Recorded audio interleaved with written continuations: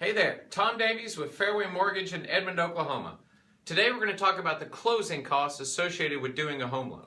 Now it's important to realize there's 10 different entities that touch this transaction, and Fairway Mortgage is just one of them. We're the gatekeeper of these fees and we're the ones that explain them to you. Now all of these charges are estimates, but they're pretty accurate. And if we're not very accurate, we have to eat the difference. So let's get started. The first one is a lender charge. Now some lenders call it an origination fee, some call it underwriting fee, some call it a processing fee. Some lenders have more than one fee. We just have the one and it's $749.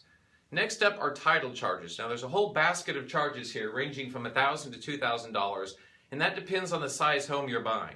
Now the title company is responsible for making sure that the title to the home and the transfer of the title to you is clear and good and legal. I have another video that goes into more detail on the title charges.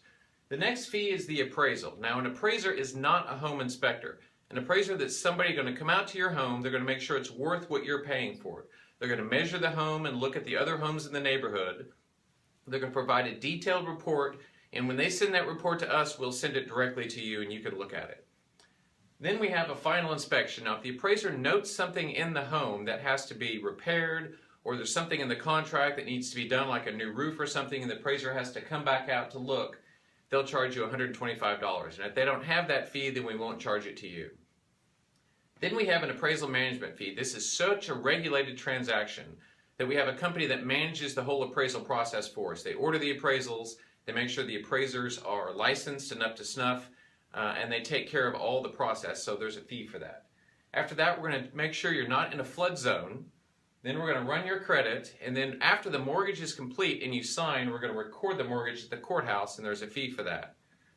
Then the state of Oklahoma is going to charge you 0.1% of the loan amount. So you borrow a $200,000 house or a $200,000 loan is going to have a $200 fee plus a $5 cert fee.